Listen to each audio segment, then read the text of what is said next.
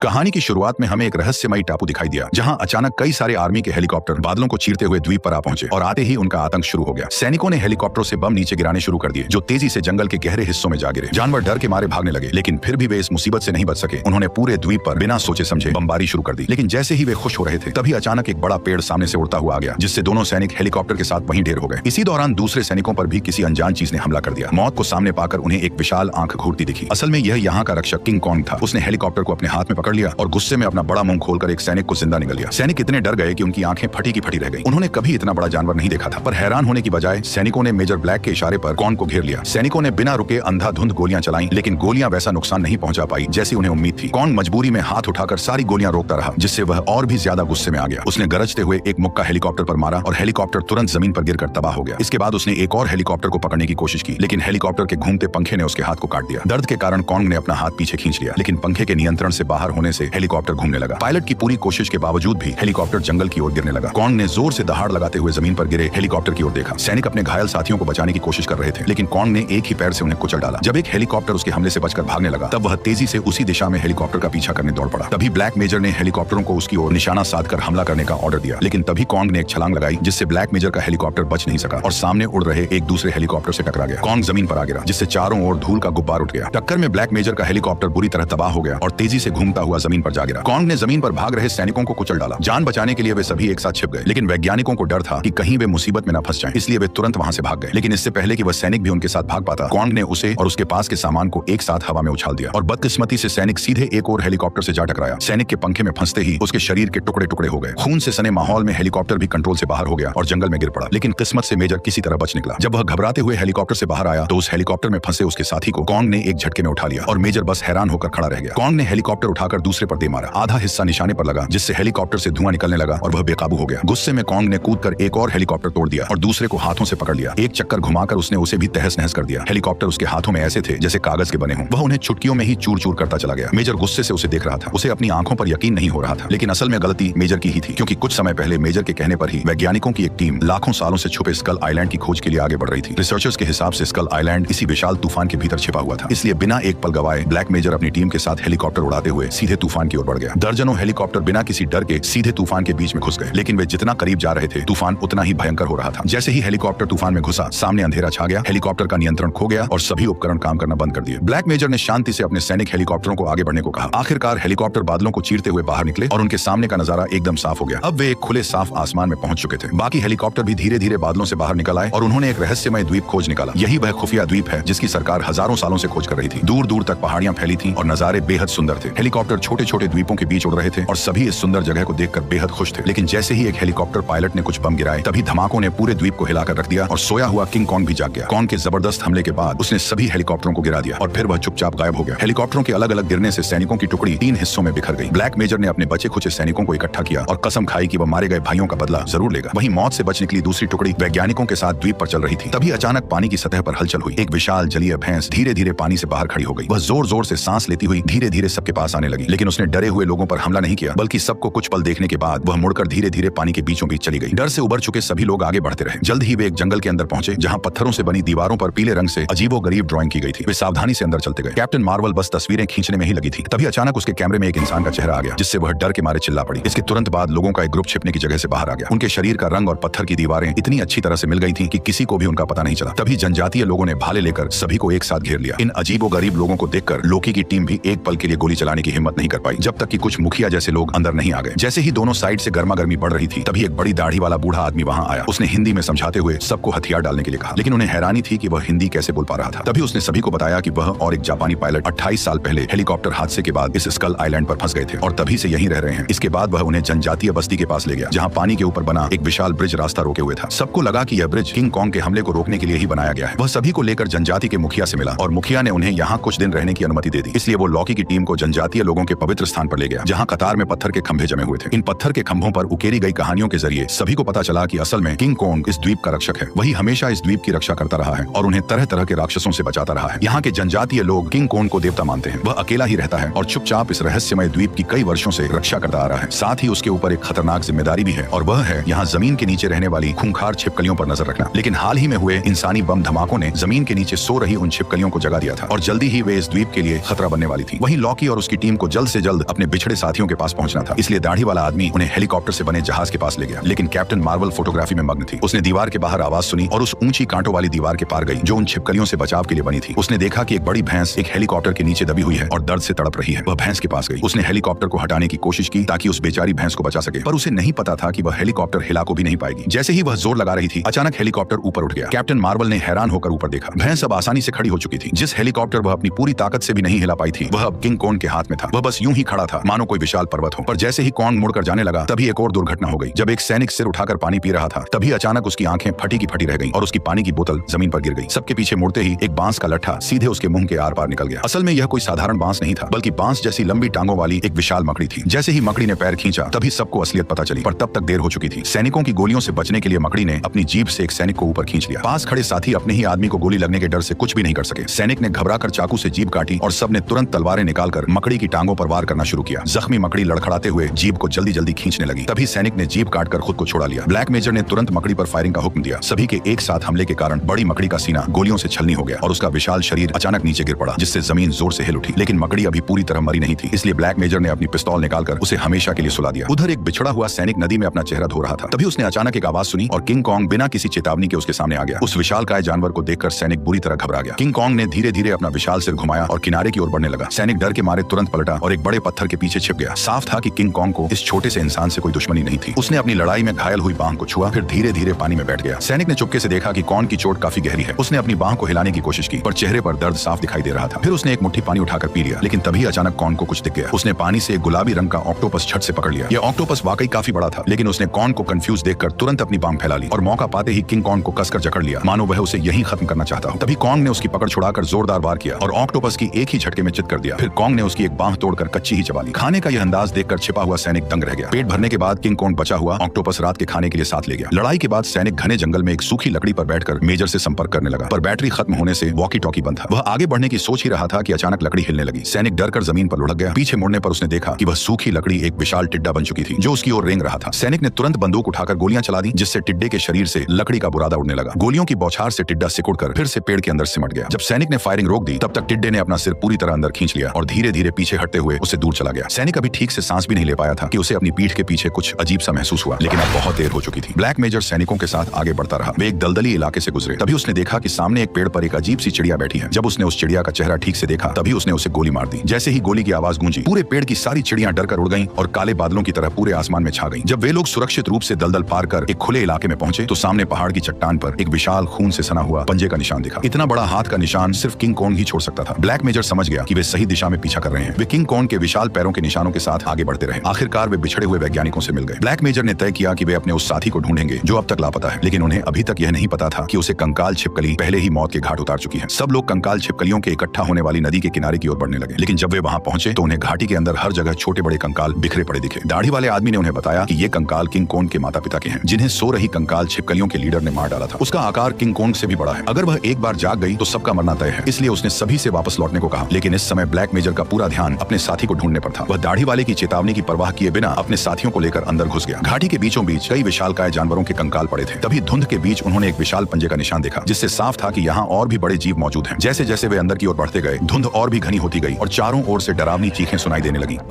सभी लोग घबराकर भाग खड़े हुए और आसपास की विशाल हड्डियों के पीछे छिपकर कांपने लगे। तभी एक बड़ी कंकाल जैसी छिपकली धुंध से बाहर रेंगती हुई आई। वो अपनी लंबी जीभ बाहर निकालकर शिकार की तलाश करने लगी। असल में यही वह किंग कॉन्ग के आकार जितनी बड़ी छिपकली थी जो बेतहाशा कॉन्ग के पीछे लगी हुई थी। जब सभी लोग चट्टान के पीछे छिपे हुए थे, तभी उस कंकाल छिपकली ने एक ताजा इंसानी कंकाल उगल दिया। उस पर लगे नाम के टैग से पता चला कि यह वही सैनिक है जिसे वे ढूंढ रहे थे। जब सब लोग धुंध का फायदा उठाकर चुपके से छिपकली से बचकर निकलने लगे, तभी उसने इंसानी गंध पाते ही एक को अपना शिकार बना लिया। सबने कंकाल छिपकली पर फायरिंग शुरू कर दी, पर वह शिकार निगल कर भाग गई। मेजर ने मशीन गन तैनात करने का आदेश दिया और सैनिक तैयार हो गया। सब डरते हुए उसके लौटने का इंतजार करने लगे। दाढ़ी वाले ने खतरा भांप कर तुरंत तलवार उठा ली और तभी छिपकली उस पर झपट पड़ी। आदमी ने एक बार में छिपकली का पैर काट दिया, पर उसकी रफ्तार अभी भी नहीं थमी और उसने मशीन गन पकड़े सैनिक पर हमला कर दिया। सिर की टक्कर से सैनिक हवा में उड़ गया और छिपकली ने जीप से लपेट कर उसे निगल लिया। अब उसका अगला निशाना कैप्टन मार्वल थी। घबराहट में वह तेजी से जान बचाकर भागने लगी और हड्डियों के नीचे छिप गई। तभी ब्लैक मेजर ने छिपकली पर आग उगलने का हुक्म दिया और लपटों ने उसे एक पल में घेर लिया। मौका पाते ही लड़की आखिरकार वहां से भाग निकली। जलती कंकाल छिपकली ने पूंछ झटक कर एक सैनिक को दूर फेंक दिया। वह हवा में उछलकर किंग कॉन्ग की खोपड़ी से टकराया और ग्रेनेड फटते ही विस्फोट हो गया। तभी गैस का गोला फटा और जहरीली गैस फैलते ही दहशत मच गई। इतने में ही कुछ जानलेवा पक्षी भी वहां आ गए। उनके हमलों से सबकी हालत खराब हो गई, जिससे कंकाल छिपकली को उन पर हमला करने का अच्छा मौका मिल गया। लड़ाई के बीच लोकी ने फेंकी गई तलवार को पकड़कर गैस मास्क पहना और उन अजीब पक्षियों को मारकर एक फंसे हुए हुए सैनिक को बचा लिया। दूसरी ओर वह विशाल कंकाल छिपकली अब भी अपनी ताकत का प्रदर्शन करते हुए तबाही मचा रही थी और बेबस सैनिक उसे देख रहे थे। वह तेजी से लोकी की ओर झपटी। सही वक्त पर कैप्टन मार्वल ने लाइटर जलाया और उसे कंकाल छिपकली के पैरों में फेंक दिया। धमाके से वो हवा में उछल गई। जैसे ही आग की लहरें थमी, वह छिपकली आखिरकार मारी गई। लेकिन दाढ़ी वाले ने उन्हें बताया कि बड़ी कंकाल छिपकलियां सिर्फ यही एक नहीं है, अभी और भी छिपकलियां बाकी हैं और किसी भी हालत में उन्हें आगे नहीं बढ़ना चाहिए। लेकिन ब्लैक मेजर आगे बढ़ने पर अड़ा रहा क्योंकि उसका मकसद किंग कॉन्ग को मारना था। इसी वजह से दोनों टीमों में बहस हो गई और आखिरकार वे अलग हो गए। लोकी और कैप्टन मार्वल सबको लेकर घर लौट गए, जबकि ब्लैक मेजर अपने सैनिकों के साथ किंग कॉन्ग का शिकार करने निकल पड़ा। पर शायद किसी को मालूम नहीं था कि किंग कॉन्ग जल्द ही इस घातक साजिश में फंसने वाला था। जब दूर कहीं बिछाए गए बम फटे, तब किंग कॉन्ग का विशाल शरीर सामने दिखाई दिया। वह एक एक कदम बढ़ाते हुए इस ओर चला आया। उसे गुस्सा इस बात का था कि इंसानों ने फिर से उसका घर बर्बाद कर दिया है। ब्लैक मेजर बिना हिले डुले उसे पास आते देखता रहा। फिर पूरी ताकत से उसने अपने हाथ की मशाल झील में फेंक दी। झील की सतह तुरंत आग की लपटों से घिर गई। किंग कॉन्ग भयंकर आग के घेरे में फंस गया और जोरदार धमाके की आवाज गूंज उठी। ब्लैक मेजर बस उसे आग में तड़पते हुए देखता रहा। उसके चेहरे पर गुस्सा और खुशी दोनों थी। जब सबको लगा कि किंग कॉन्ग जलकर मर गया होगा, तभी आग के बीच से गरजते हुए किंग कॉन्ग ने हाथ घुमाकर एक सैनिक को हवा में उछाल दिया। ये देखकर दूसरा सैनिक भाग नहीं पाया और कॉन्ग के पैरों तले कुचला गया। घायल कॉन्ग ने खुद को संभालने की कोशिश की, पर वह धीरे धीरे मेजर के सामने गिर पड़ा। ब्लैक मेजर ने सैनिकों को कॉन्ग पर आखिरी हमला करने का आदेश दिया। इसी बीच लोकी और उनकी टीम वहां पहुंच गई। वे ब्लैक मेजर को किंग कॉन्ग को मारने से रोकने आए थे। ब्लैक मेजर के कुछ साथी जो किंग कॉन्ग को मारना नहीं चाहते थे, अब लोकी के साथ हो गए। तभी झील की सतह से एक तेज आवाज आई और 40 मीटर से भी लंबी एक विशाल कंकाल छिपकली प्रकट हो गई। उसने अपना शरीर मरोड़ा, सिर उठाया और जोरदार दहाड़ लगाई। सब तुरंत भागने लगे। कोई रुकने की हिम्मत नहीं कर रहा था, लेकिन ब्लैक मेजर उस जीव को घूरता रहा और बिल्कुल नहीं हिला, क्योंकि वह अब भी उस किंग कॉन्ग के बारे में सोच रहा था जिसे वह मार नहीं पाया था। किंग कॉन्ग मुश्किल से उठ खड़ा हुआ और कंकाल छिपकली के साथ लड़ने लगा, लेकिन उसकी चोटें इतनी गहरी थीं कि वह ज्यादा देर तक टिक नहीं पाया। जान बचाने के लिए लोकी और उसकी टीम लगातार भागते रहे। सुबह होते होते सभी लोग छोटे द्वीप के किनारे तक पहुंच चुके थे और कंकाल छिपकली भी उनके करीब आ गई थी। तभी एक सैनिक ने अपने हाथ से ग्रेनेड का पिन निकाला, दोनों हाथ ऊपर उठाए और उस विशाल राक्षस की ओर दौड़ पड़ा। कंकाल छिपकली ने बस हल्के से अपनी पूंछ हिलाई, जिससे वह सैनिक दूर चट्टान की ओर जा गिरा। इसके बाद वो उन लोगों की ओर बढ़ने लगी जो अभी भी पानी में जान बचाकर भाग रहे थे। ऐसा लग रहा था कि वे वहीं मारे जाएंगे। तभी किंग कॉन्ग आसमान से आ गिरा और एक पत्थर से छिपकली को जमीन पर पटक दिया। सबने इसी मौके का फायदा उठाया और पलटकर भागने लगे। इस समय किंग कॉन्ग बहुत कमजोर था। वह कंकाल छिपकली के हमलों से खुद को मुश्किल से बचा पा रहा था। पलटवार करने की उसमें ताकत नहीं थी। कुछ ही देर में कंकाल छिपकली ने उसकी गर्दन कसकर जकड़ ली। तभी कॉन्ग ने पूरी ताकत लगाकर अपने दोनों हाथों से कंकाल छिपकली के जबड़े को पकड़ लिया। वह उसका जबड़ा फाड़ना चाहता था, पर ताकत कम थी। उसने उसका सिर चट्टान पर दे मारा। जब उसने दोबारा वार किया तो वो खाली चला गया। छिपकली ने फिर कॉन्ग का हाथ काटकर उसे नीचे गिरा दिया। दोनों पानी में लौटने लगे। कुछ देर बाद दोनों बराबरी पर आ गए। कॉन्ग ने एक पेड़ उठाकर उसकी शाखाएं हटाई और उसे लाठी बना ली। वह दहाड़ते हुए छिपकली की ओर दौड़ा और उसके सिर पर वार कर दिया। छिपकली जमीन पर गिर पड़ी, लेकिन फिर से उठ खड़ी हुई। इस बार कॉन्ग ने उसका गला पकड़ लिया। छिपकली ने अपनी पूंछ से कॉन्ग को जकड़कर खींचा, जिससे वह हवा में उड़कर किनारे की टूटी नाव पर जा गिरा। जब कॉन्ग उठने की कोशिश कर रहा था, तभी उसे पता चला कि वह जंजीरों में जकड़ा हुआ है। कंकाल छिपकली सामने आ गई। उसने कॉन्ग को पंजों में दबोच लिया और उसका सिर धड़ से अलग करने के लिए आगे बढ़ने लगी। तभी उस पर गोलियों की बौछार शुरू हो गई। असल में भागते लोग जहाज से गोली चला रहे थे। मशीन गन की फायरिंग ने कंकाल छिपकली का ध्यान खींच लिया। उसने कॉन्ग को छोड़ दिया और इंसानों की ओर रेंगने लगी। कॉन्ग जंजीरों से छूटने की कोशिश कर रहा था, पर वे और कसती जा रही थी। छिपकली इंसानों के करीब पहुंचने वाली थी। तभी कॉन्ग ने पूरी ताकत लगाकर जंजीरें तोड़ दी। इसी समय जहाज पर लगी मशीन गन भी जाम हो गई। ऐसे में कैप्टन मार्वल ने पहाड़ी की छोटी से कंकाल छिपकली की ओर एक सिग्नल फ्लेयर दागा, जो उसके सिर पर जा लगा। इससे उसकी रफ्तार थोड़ी रुक गई और सबको मशीन गन ठीक करने का मौका मिल गया। मशीन गन फिर से कंकाल छिपकली पर फायर करने लगी। कॉन्ग ने देखा कि लोहे की जंजीर के सिरे पर एक विशाल पंखा लिपटा हुआ है। उसे तुरंत एक आइडिया आया। उसने जंजीर खींचते हुए पंखा घुमाया और छिपकली की ओर दौड़ पड़ा। पंखा ठीक उसकी पीठ पर जा लगा और कंकाल छिपकली जमीन पर गिर पड़ी। पंखा उसके शरीर के अंदर तक धंस गया। फिर कॉन्ग ने जंजीर से उसका सिर लपेटा और जोर से जमीन पर दे मारा। फिर पूंछ पकड़कर उसे चट्टान पर पटक दिया, जिससे वह वहीं चित हो गई। लेकिन इसी झटके से कैप्टन मार्वल भी पहाड़ से सीधे पानी में जा गिरी। किंग कॉन्ग ने बिना एक पल गवाए कैप्टन मार्वल को सही सलामत पानी से बाहर निकाल लिया। जब वह उसे देख रहा था, तभी छिपकली ने फिर हमला कर दिया। इतनी गहरी चोट के बाद भी वह लड़ने को तैयार थी। हमले से कॉन्ग गिर पड़ा, लेकिन हाथ में लड़की होने के कारण वह एक हाथ से ही उसे रोकता रहा। छिपकली ने अपनी जीभ से कॉन्ग का हाथ जकड़ लिया। तभी कॉन्ग ने उसकी जीभ पकड़कर जोर से खींची और अपना हाथ उसके मुंह में डाल दिया। उसने जीभ की जड़ को कसकर थामा और पूरी ताकत से उसे बाहर खींच लिया, जिससे आखिरकार छिपकली सचमुच मर गई। किंग कॉन्ग ने उसकी लाश को एक तरफ फेंक दिया और सावधानी से अपनी हथेली खोली, जिसमें कैप्टन मार्वल अब भी सुरक्षित लेटी हुई थी। उसने उसे धीरे से नीचे रखा और दूर की ओर चल पड़ा। लोकी और कैप्टन मार्वल बस उसे दूर जाते हुए देखते रहे। जल्द ही सभी इंसान इस द्वीप से चले गए, लेकिन किंग कॉन्ग अब भी इस द्वीप की रक्षा करता रहा।